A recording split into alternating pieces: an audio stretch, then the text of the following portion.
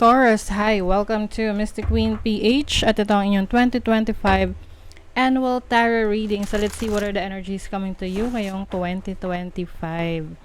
Ayan, if you're interested in private readings at gusto nyo ring malaman specifically ano yung mga energies na parating sa inyo, you can book for a private reading. Meron tayong link sa description at sa pinned comment. Paka-check nyo lang information kung paano mag-book for a private reading. Ayan, and of course, subscribe to this channel, like, share, and of course, comment your goals for 2025. So let's see, what are the energies coming to you, Taurus, ngayong 2025 for Taurus. So titingnan natin yung overall energy, possible challenge, opportunity, blessings, energy ng inyong money, career, finances, at ng love life. So let's see for Taurus. This is your overall energy. Wow. Your possible challenge, opportunity, and blessing. Okay. Very strong ang mga Taurus ngayong 2025. With the Sun, this is your energy, no? So, maaring yung health ninyo, no? Yung kalusugan nyo in general, it's in the optimum. Oo, kumbaga parang optimum level, ayan. Or you are going to focus also in strengthening your physical self, your physical body. Mas mag-workout ka, yung vitality mo, yan talaga yung bibigyan mo ng attention. And then, you're going to be more confident, Taurus. I think you're also starting something new, like a new project, can be a new business, a new career na gusto mong i-explore kasi na-realize mo na ready ka na. You are definitely ready for this. Let's see, what is the Sun? Oh, you have the Ace of Swords. This is your a new idea, a very creative idea na sisimulan mo ngayong 2025. I think you will also do yung mga research, ganyan, may learning. This is going to lead you to success. And somehow, may magbabago sa lifestyle mo ngayong 2025. Mas komportable, mas masaya. So, let's see, ano pa for Taurus. You have the first house south node. O, ayun. I think you're going to tap into your innate abilities. Ito yung mga abilities na hindi mo kailangan masyado ng effort kasi nandyan na yan sa'yo. Kumbaga, gift na yan sa'yo ng universe. Gift na yan sa'yo ni God. Let's say, yung mga taong magagaling kumanta. 'Di ba? Yung iba talaga, they are born with it. So, I'm seeing you na i-explore, i-improve yung mga talents, abilities ninyo that will really, parang magbo-blossom ka dyan, magbo-bloom ka dyan. Oo. I'm also hearing someone merong lilipat ng bahay or a better location sa isang province. Yung tipong malayo sa sa hustle and bustle ng city. So, pwedeng may relocation din for you sa ibang lugar. Let's see what else, Taurus. Meron din leadership sa community. So I think you're going to be like a leader or a manager or someone that will manage a certain community. You have clouds. Clouds it symbolizes yung mga naiisip mo, yung mga thoughts, mga ideas na you want to let go of. So, some of you, maaring meron kayong mga creations, parang yung creative talents and skill set nyo will be more active ngayong 2025. You have the moth. Oh, this is your clairvoyance, your intuition, your instinct. Some of you Taurus, you are a spiritual person, no? So, maaring ikaw ay, let's say, a leader, spiritual healer, or someone who practices different forms of divination, or meron kang unique or different way to connect with the source, with the higher self, with God. So, yung iba sa inyo, maaring kayo ay tarot reader or astrologer or someone who is nagpa-practice ng spirituality. Ayan. Para kasing yung iba sa inyo, you are naipasa pa sa inyo yan ng inyong mga ancestors. You are someone that helps the community, helps the collective, kumbaga. Oo, you have a mission in this lifetime para magpalaganap ng spiritualidad that will awaken and enlighten people. Ayun. You are seeing things, Taurus. Nagiging aware ka sa situation mo about what you should really focus on. And I think you are improving also your physical self. You're going to be hardworking. You're going to be very busy. Ngayong 2025, tinan mo to, beehive. So, I feel like, alam mo yung energy ng queen bee, 'di ba? So, yung queen bee, siya yung fina-follow ng colony ng mga bees. Siya yung leader, siya yung parang leader, ganun. Ang daming pumapasok sa isip ko. But I couldn't really say it, but this is what I'm seeing, na you are going to be recognized and celebrated ngayong 2025 because of your leadership skills. Ayan. So, meron kang leadership skills, leadership roles ngayong 2025. So, your challenge, Elder of Pentacles, yun nga lang, no, yung iba sa inyo, since you have a leadership role, especially in your career, medyo i-challenge yan, no, ng mga taong sa tingin nila mas deserving sila sa'yo. Okay? So, this is the time for you to reflect on your capabilities, your abilities, na patunayan sa kanila na deserve mo kung ano yung success na meron ka na tinatamasa mo sa 2025. Let's see what else. What is this? Ace of Pentacles. So yung iba, if you are starting a new career or let's say career or bagong trabaho, and then you were assigned to lead people, pwedeng maging challenge sa'yo kung paano mo i-lead yung mga taong to. Okay?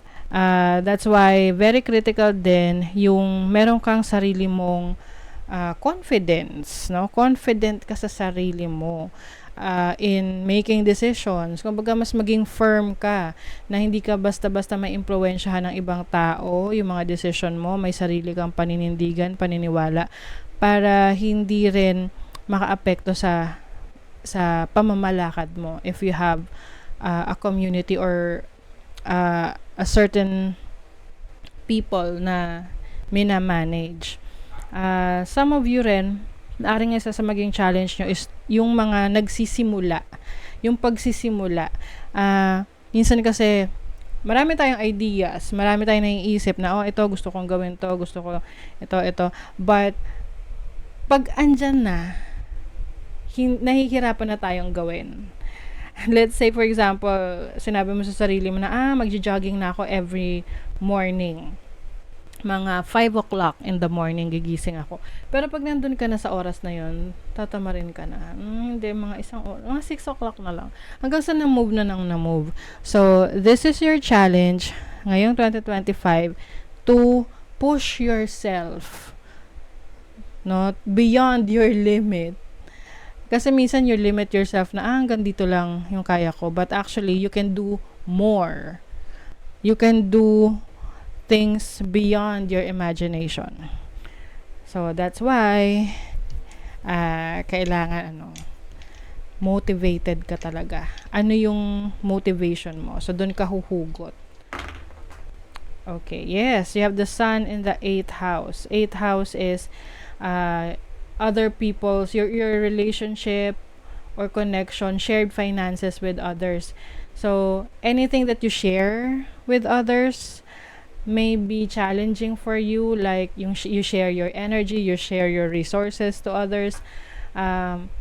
Some of you maaaring magkaroon rin ng trust issues sa ibang tao, lalo na kung sa tingin mo parang ikaw lang yung makakagawa ng mas okay kesa dun sa isa.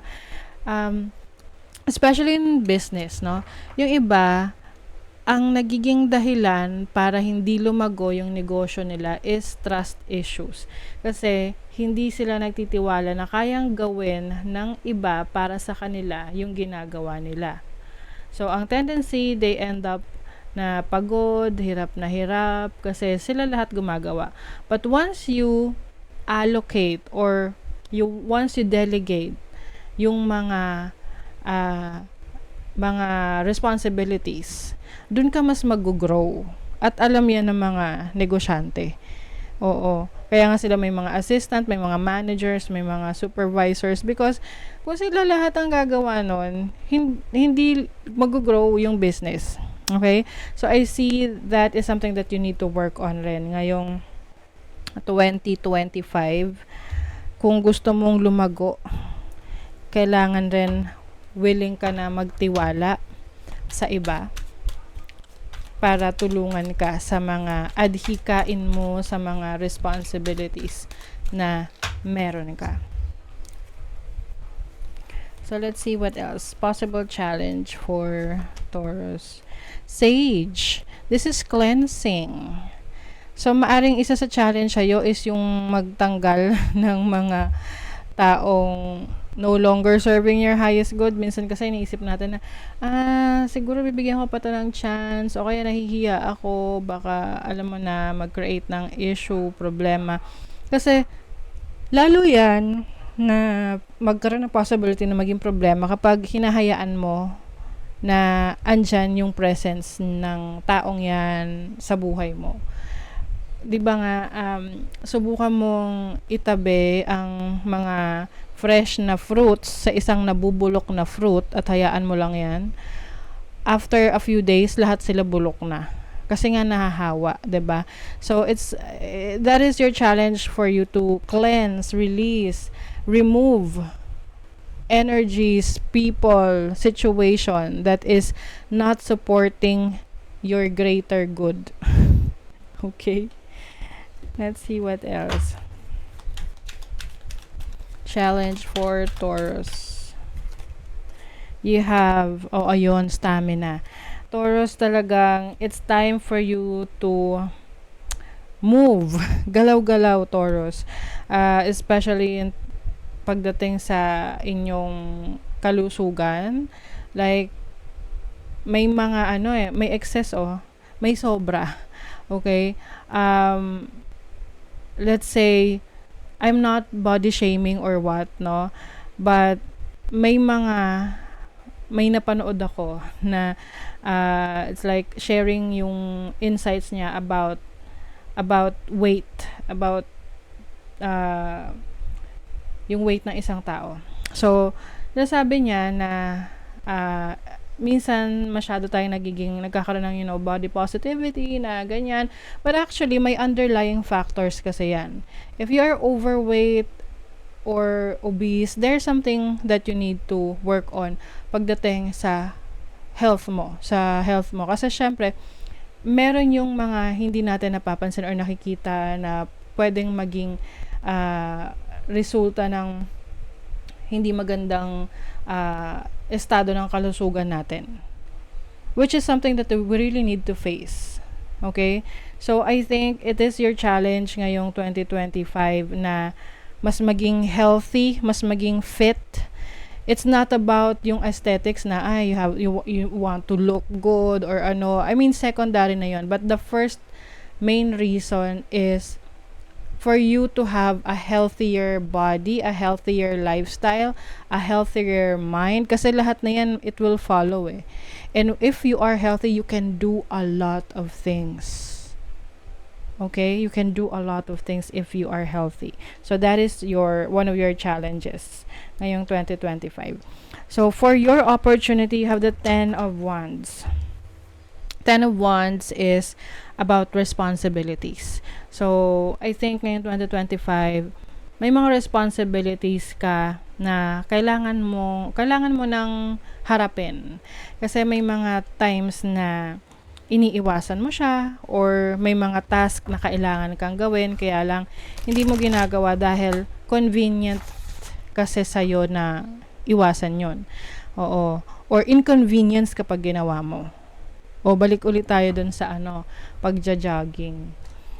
So, syempre if one of the ways to have a healthier lifestyle is of course to be more flexible, and mangyayari lang yan kapag tayo ay talagang active, physically active. Now if hindi mo didisiplinahin yung sarili mo, hindi mo ma-achieve yung mga goals mo for yourself. And burdensome man siya sa una, but eventually you will thank yourself. Pasasalamatan mo yung sarili mo dahil naging disiplinado ka, dahil kinaya mo yung responsibilities na yon na binibigay mo sa sarili mo. You have the 4 of Pentacles. Yes, so this is being stable, stability. This will bring stability in a lot of areas of your life. As an opportunity, kung ikaw ay magkakaroon ng paninindigan sa mga responsibilities mo, hindi mo pa problemahin yung stability mo eh. You will have that. I mean, let's say responsibilities mo sa bahay, you have the bills that you need to pay for. So kung alam mo yan, aware ka dyan sa responsibilities mo, syempre you will do something about it para magampanan mo yon. Okay? So that is your opportunity. What else? You have the 4th house. Merong Saturn. Saturn is also about responsibilities. This is reward. This is discipline. So, kung ano ang mabibigyan mo ng disiplina sa sarili mo ngayong 2025, yan rin yung magbibigay sa'yo ng rewards. Disiplina sa pera, disiplina sa pagkain or sa mga bagay na alam mong hindi na nakakabuti sa iyo. If you are more disciplined, this will bring rewards for you na magbibigay sa iyo ng stability. So kakampi mo si Saturn ngayong 2025 when it comes to bringing independence, bringing discipline in your life. You have Waterfall. Meron ka talagang kailangang i-let go yung too much emotions na attach sa'yo. Kasi minsan, parang, let's say, example lang yung mga nagtitrain, yung mga athletes, yung mga atleta. Ang nakikita na lang kasi ng mga tao is yung naging performance nila, 'di ba? Especially kapag sila ay naging sikat dahil nanalo sila, naging successful, may mga awards sila. But yung hirap ng training before nila ma-achieve yung mga goals and dreams nila, most of us hindi natin yan nakikita. Okay? So, you have the opportunity now to embrace your emotions, but at the same time, hindi mo rin hahayaan na yung emotion mo ay pumigil para ma-achieve mo yung goals mo. Example, 'di ba? Pag nahihirapan tayo, we get too emotional, iiyak tayo, and then after that, ayaw na natin. So, it means that may opportunity ka na tanggalin yung connection mo or yung parang pagiging emotional mo sa isang bagay na makahadlang sa'yo in reaching your goals. Of course, we are all human. We have emotions. But anong after na gagawin pagkatapos umiyak? O, bangon ulit. Trabaho ulit. Harapin mo ulit. Pagbutihan mo. 'Di ba? So, you have a lot of opportunities to improve yourself ngayong 2025. Because you can do it. Oh, that was emotional force, oh. Experiential wisdom. Yes, you are gaining a lot of wisdom from this experience na may mga mahirap na kailangan kang pagdaanan, but you just have to trust the process. It's already happening now. Yung iba sa inyo nararanasan nyo na yan, Taurus. And magpapatuloy yan ngayong 2025 na magpaparealize sa'yo na it's the universe preparing you na mas maging resilient, mas maging malakas, mas maging matatag ngayong 2025. And speaking of pagiging matatag, this is your blessing, the strength card, the lakas, yung lakas. 'Di ba nga sabi nila, ano 'yon? Some people are praying for strength na malagpasan yung mga challenge. It's not about not having the challenge kasi imposible yon. Lahat tayo merong challenges along the way. And what you should pray for is yung lakas na meron ka.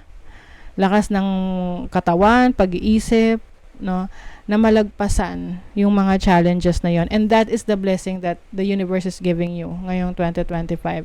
You have that strength that you need to endure the challenge, to endure the pain, whatever the pain is causing you. Yan, you have the Hermit. Ang isa rin sa inyong blessing is yung wisdom, yung karunungan na ma-accumulate nyo dahil sa mga experiences ninyo. You have Jupiter in the second house. Wow. Yung values ninyo is also your blessing. I think you will be blessed a lot by Jupiter with your with talents, with skills na magpapaunlad sa inyong financial situation. Ngayong 2025, maaring itong kaalaman mo, itong strength mo, magagamit mo yan to improve your finances because of your knowledge, your skills. You have the seashell. Spiritual growth. Oo. Taurus, this is your blessing. Alam mo yung tipong kapag nakita ka ng ibang mga nakakakilala sa'yo a few years ago at makita ka nila sa 2025, they will tell that you are a totally different person. And not just physically, but dito sa isip, no? Na naging more mature ka na. You are wiser. So masasabi nila na, wow, you have grown a lot. Believe in the impossible. Wow. Happily ever after. So, there is something that will make you feel good about yourself ngayong 2025 because i-bless ka nang hindi mo inaakalang makukuha mo. The second house is also about your finances, your properties. So, pwedeng may mga mabibili kang properties, ari-arian ngayong 2025 na hindi mo akalain na mabibili mo. Lupain, sasakyan, gamit. You also have Labyrinth. So, this is something na hindi mo siya agad-agad makukuha. But, eventually, you will get it because you deserve it. Para siyang game na kailangan mong isolve. At pag na-solve mo na siya, meron kang reward after. Mm-mm. So, let's see naman the energies for your money, career, finances. For Taurus, money, career, finances. Nature. So, you will be spending more time with nature. Yung manifestation abilities nyo, sobrang lakas. Oo, lalo na kung mas madalas ka na lalabas with nature, grounding yourself, releasing negative energies, and bringing balance into your life. So, yung iba sa inyo, meron kayong mamamanifest na wishes ninyo, goals ninyo for 2025 pagdating sa money, career, finances. Ace of Cups, this is going to bring you a lot of happiness. Two of Pentacles, very busy. Oh my God, wish fulfillment talaga. Ito yung yung pagiging busy nyo sa maraming bagay na nangyayari sa career, sa business, sa finances ninyo. You will live a very comfortable life when it comes to money, when it comes to your career. Okay? So, napakagandang energy yan for you, Taurus. Kasi, in alignment ka of your desires and your actions as well. I also see na nagsha-shadow work ka rin eh. So, kumbaga, may inaayos ka sa iyong attitude towards money, towards career, towards business na nagbibigay yan sa'yo ng rewards. Sa love life, expectation, healing, and chemistry. Okay. So, some of you, if you're single, pwedeng merong person na hindi mo inaakala na magiging very close ka sa taong to dahil maaring mas makikilala mo siya ng lubusan. And that will also help you to heal from a past relationship na hindi nag-work out for you. So, yun nga lang, pay attention kasi pwedeng pwede kasing ma-mistake mo rin to as parang you are falling in love with this person, but actually nalilibang ka lang sa kanya dahil maaring itong person na to ay may mga characteristics, katangian na gusto mo sana na meron yung ex mo.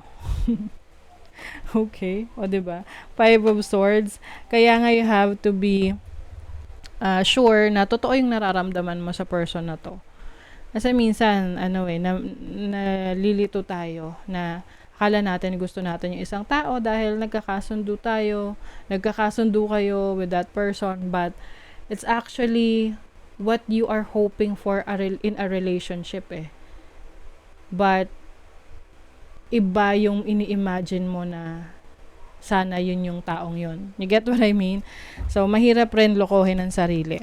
You have the Chariot. So, this is moving on, moving forward. So, definitely, you are moving on from your past relationship, from your past mistakes when it comes to connections with other people. And you will know better. Okay? So, magkakaroon ka rito ng clarity about what you really want in a relationship. And if meron mang person na dumating sa buhay mo na hindi nag-a-align sa gusto mo, you will be open to that person or maaring magiging totoo ka sa sarili mo na okay, this is not the person that I want, so bakit ipagpapatuloy ko pa? Okay?